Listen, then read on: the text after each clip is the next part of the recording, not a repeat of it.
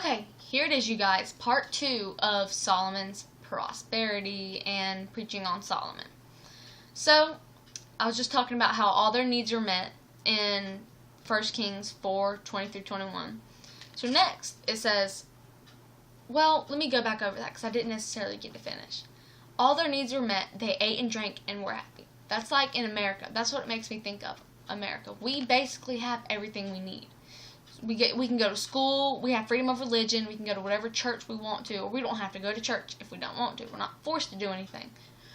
We have food, water, everything, basically. Now, don't get me wrong, there's people like homeless people and people that can't afford stuff. But usually, the majority of people have what they need. That's not like in places like Africa and stuff like that. I know Africa is a well-used one. Everybody's like, oh, Africa's all poor and everything, but it's the truth. They're so appreciative of every little thing they get because they have nothing. I mean, they have dirty water, and they're so appreciative of that. Like water with AIDS or whatever in it. Whatever water carries, they're happy with that because they don't have anything else. When they get that little bit, they're like, yes, thank you, God. And then they get that food that has maggots in it and it's rotten, and they're like, yes, thank you, God, I have dinner for tonight, you know? And that is so sad. In America, we basically, all of us have clean food and water to eat and drink.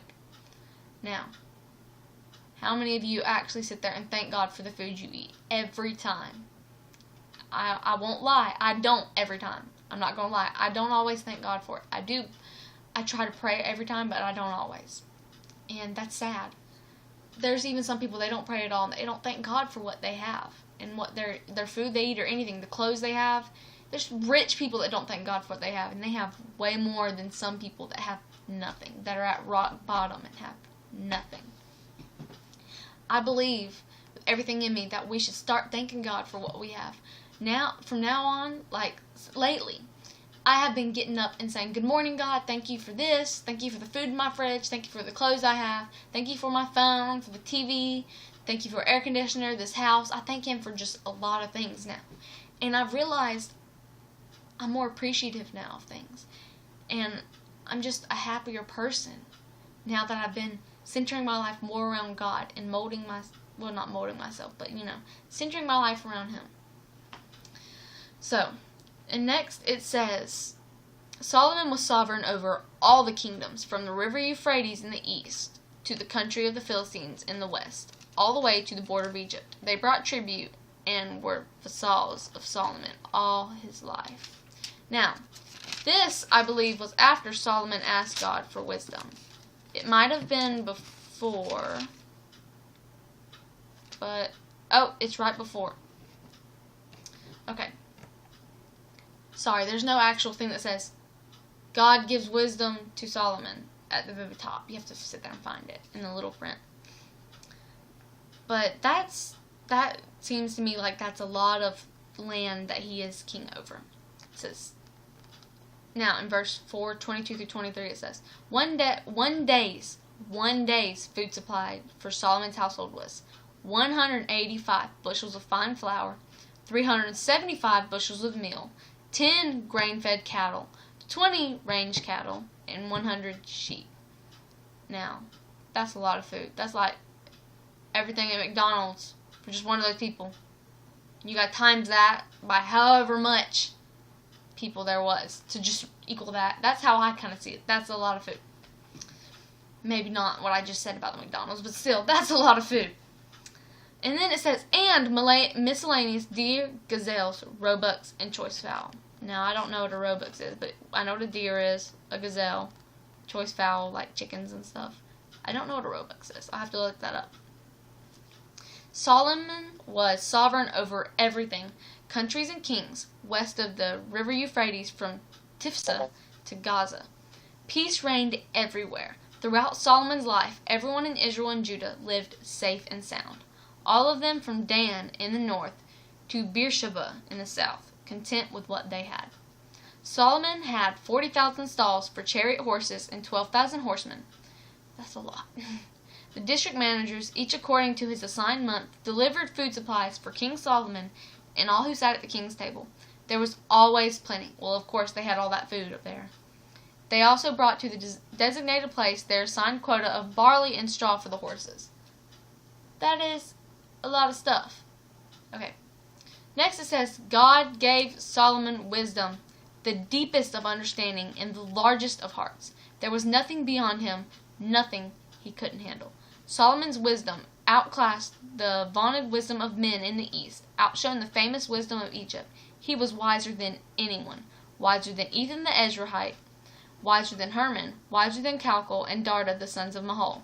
He became famous among all the surrounding nations. He created 3,000 proverbs. His songs added up to 1,005. He knew all about plants, from the huge cedar that grows in Lebanon to the tiny hyssop that grows in the cracks of a wall. He understood everything about animals and birds, reptiles and fish. Sent by kings from all over the earth who had heard of his reputation, people came from far and near to listen to the wisdom of Solomon. Now, that kind of goes to show me, and you as well, that if you ask God for something, He will give it to you. I mean, if it's something He wants you to have. Now, let's say you ask God, I want $1 million.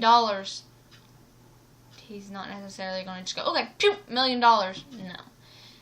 It depends on, well, He's not just going to necessarily all of a sudden, through your roof's going to come $1 million. No. Now, He might give you a little money here and there. It's not going to equal up to $1 million, but He will give you what you need. He's not going to sit there and basically spoil you and give you everything you asked for. He could, but He's not going to, because He doesn't want us to be stuck up. That's my opinion on it. Now, God will give you what you ask for, though. And sometimes, if you ask for something, God doesn't want to give it to you. But if you keep asking Him, He will give it to you, but you better watch out. Be careful what you wish for, because you just might get it. I know that's like a greatly used term, and it's in like a Britney Spears song or whatever. But it's the truth. Be careful what you wish for, because God will give it to you, but you're not going to like it. And believe me, if you ask God for something and He gives it to you that you don't like, you're like, man, why was I so stupid? Why did I sit there and ask for that? Now I'm just worse off. And you realize what you got yourself in a big mess now. I believe that God can do anything, but we have to have faith that He will do it. God will not move in your life if you do not have faith. So, that is all I have for today. I do not have a lot. I know I had to put it in 2 videos, though, because my retarded smartphone only holds like 10-minute videos. So, I'm going to end this here today. If you have any questions, please feel free to post them in the comments, direct message me on Twitter, or you can't message me on Instagram. Sorry, I was going to say message me on Instagram, but you can't. Direct message me on either Twitter accounts. If you are friends with me on Facebook, please message me. I do not accept just everybody's friend request on Facebook, though. I'm sorry. I just don't want any creepers seeing all my stuff on Facebook. No offense, you guys. So, I love you guys. If you need any advice or anything, feel free to contact me any way you can. I do follow back. I do message back. I promise. Sometimes you got to give me a little time, though, because I'm not necessarily centered around my phone. I'm doing other stuff with the church and everything. So, love you guys. Thank you for watching. Please, I will post more videos very soon, and I will be posting my new song video sometime. I did not tell you in my first video, I don't believe. I wrote a new song yesterday. It is called One Thing I Need. I did not plan on writing it. It just kind of came to me. I was watching a movie, a Lifetime movie to be exact. And all of a sudden I was walking around and I was singing, and all of a sudden it came to me. I just sang part of it, and I was like, whoa, I'm going to write that down. And I wrote it down, and I based my whole song off of that. It was amazing. I had been asking God to help me with some music, and He did. So He gave me the lyrics I needed, and I've got a good song, and I've asked people, and they love it. So I will post me playing it sometime soon. I promise. Maybe today. God bless. Love you guys. Please continue watching.